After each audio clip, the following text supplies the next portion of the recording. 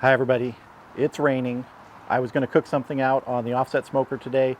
Didn't really want to deal with that in the rain, so instead I pulled the Weber Kettle under the side patio cover and I'm going to be making rainy day ribs, so stick around.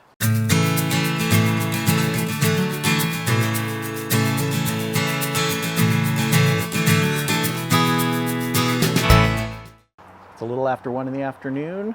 I don't want to set the charcoal chimney up in the rain, so I'm going to be using my trusty torch.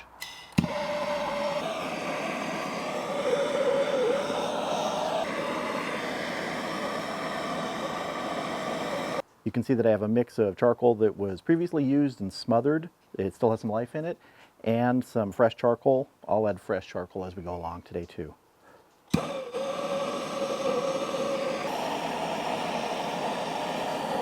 Okay, we're going to let those catch and spread to the other briquettes, come up to temp, and we'll get the ribs on.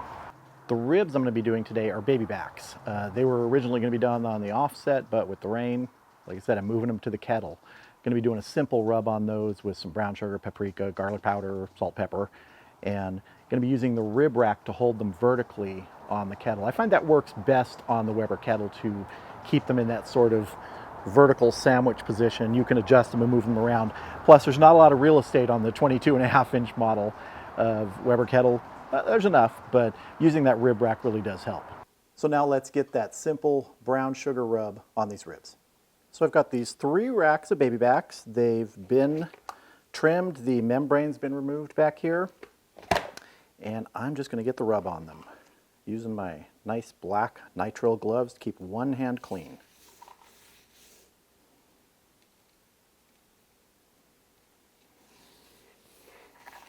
Sometimes on baby backs I will actually leave the membrane on because they tend to get a little more tender than St. Louis cut or full-on spare ribs. At least when I cook them they do. And they can get a little bit fall apart at the bone. So I like to keep them sometimes with that membrane, but you can't beat taking that membrane off. Allows the flavor and the smoke to get in much better. Just gotta get a nice coating of this rub. Not using any binder. I generally don't use binders. I don't find them to be necessary. So I'm going to finish rubbing these up and then we'll get them out there and on the kettle. Okay, so we're getting close to our 225 target temperature. That's what I'm going to be doing them at today. Between 225 and 250, try and keep it in there. I'm going to be using hickory chunks for the smoke. Since we're right about at temp, I'm going to go ahead and get these on now. These are going to be a little floppy in here, but that's all right.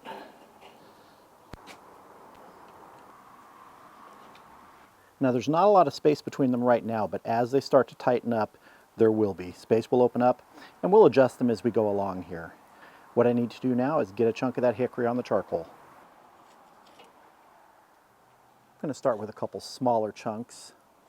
We'll get to the bigger stuff later. Time to get the lid on and build back up to temp and let these start smoking. They're making good smoke. Love hickory with ribs, with pork ribs. For beef ribs, I actually prefer something like mesquite. I know a lot of people don't like mesquite, but I love mesquite flavor on beef ribs. But for pork, in my opinion, you can't beat hickory. Pecan's good too, cherrywood, but I love hickory with ribs. Our temp's starting to come back up after we had the lid off to put the ribs on. And we'll get back up to about 225, 250. And I'll bring you back when we look in on them in probably an hour or two.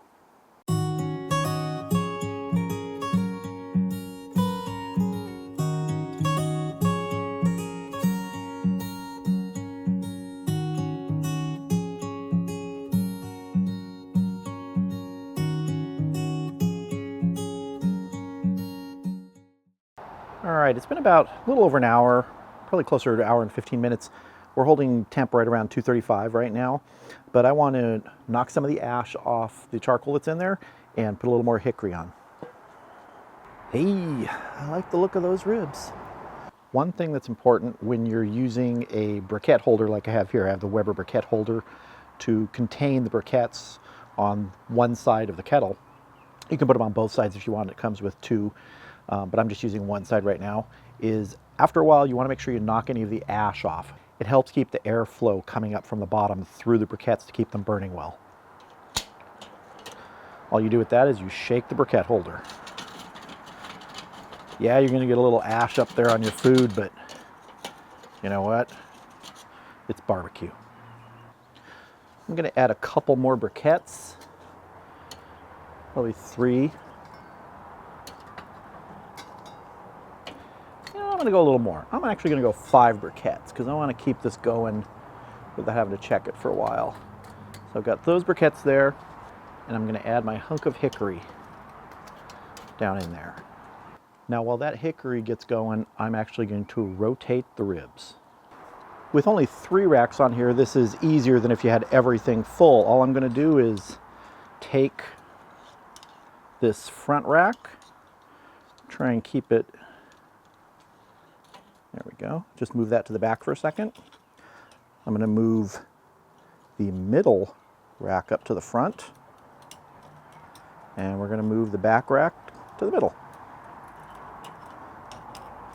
And then we'll just slide this guy up 1. So we have them in those middle 3 slots on here. And I don't know if you remember when I mentioned at the beginning how all the ribs were kind of bunched together. You can see as they tighten up, they start to straighten. Pulls a little bit apart, gives you a little more room through there, a little more airflow and places for smoke to penetrate. All right, our hickory is catching, starting to smoke, so I'm going to get the lid back on so these ribs can keep cooking. That hickory smells so good. Did I mention I love hickory? I love hickory. Hey, my Weber logo's upside down. There we go. Right side up. That looks better. I'll bring you back in a while when we check them again. All right, it's been about 3 hours now, and I'm gonna go ahead and move these ribs around again, shift their positions. Ooh, getting a nice color there. Okay, so if you remember last time we went, this one went to the back, this one moved up, and this one moved up, I think.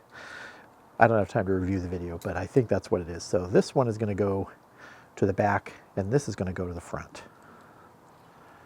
So it's looking good here. I'm gonna set that there temporarily while we move this one up. Let me go ahead and turn this rack around for a minute so you can see. It's from this side. So they're looking good. Really nice color on them. We're about 3 hours in, as I said, and baby backs, I always find they take anywhere between 5 and 6. Usually it's right around 5.5. We've been maintaining a pretty good temperature here, about 230 to 245, right in that range. So I think we're gonna probably hit around 5.5 hours. Go ahead and flip these back around. And I think I'm gonna add a couple more coals on there.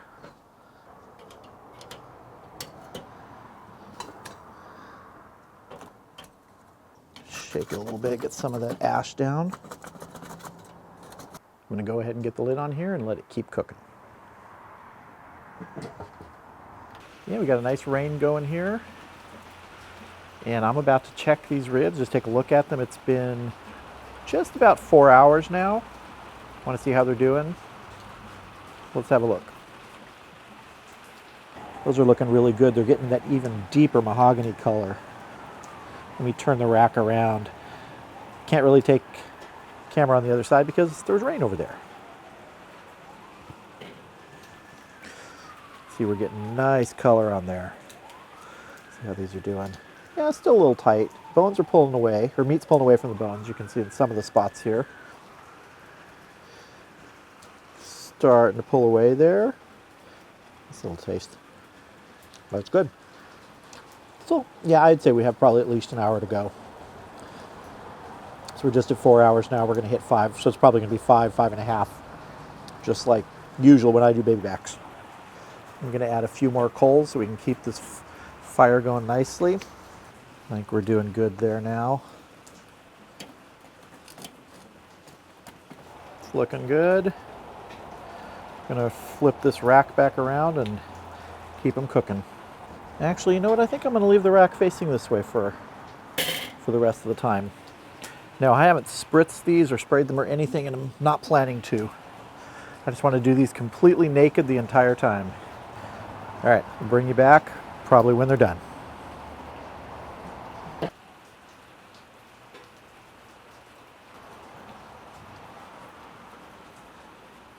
Here is one rack of the baby back ribs.